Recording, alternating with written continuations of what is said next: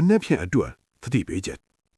khamya ai pyo motwagel amman tia da khu ko lekhan lai ba ne phen khamya nu la de kha khamya ye pyatana de ko phie shin pe me tu khamya ko chha ta aung lop pe me tu loka ma tayaw ma shi ma ma hou tu khamya ko ke nai da khamya tayaw te be shi de loka ji ga khamya balaw pin bang ni le sura ko gyu ma sai ba o khamya ma balaw akhat akhe shi le sura ko le gyu ma sai ko tu gyu sai da takhu we shi le ai da ga khamya ba ya let result ပြနိုင်တယ်ဆိုတာပါပဲခမ ्या ကကန်တရားကိုပုံချနေတဲ့၍သမျှအကူအညီကိုပဲမျှော်နေတဲ့၍ခမ ्या ဟာတခြားသူတွေရဲ့အစီအစဉ်ထဲမှာပဲအတုံးချခံနေရပါလိမ့်မယ်အိမ်မက်ဆိုတာအိမ်နေမှာမြင်ရတာမဟုတ်ပါဘူးအိမ်လိုမရအောင်လုပ်တဲ့အရာမှအိမ်မက်ပါခမ ्या မှာတကယ်ရောအိမ်မက်ရှိရဲ့လား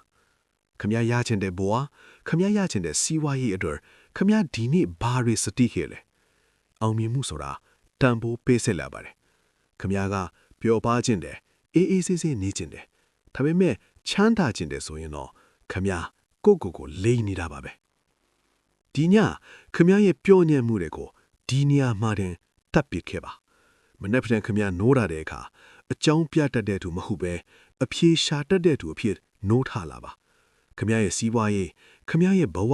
ခမ ्या ရဲ့မိသားစုအတွက်ခမ ्या ဟာတူးတဲ့တော့ကဲတင်ရှင်ဖြစ်တယ်ဆိုတာကိုမတိစိတ်သေးအထိရိုက်သွင်းလိုက်ပါ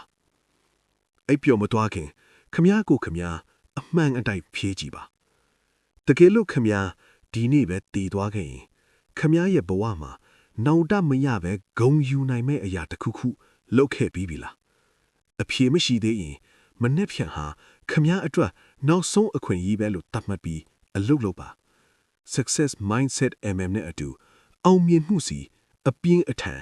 ရှောက်လန်းကြပါစို့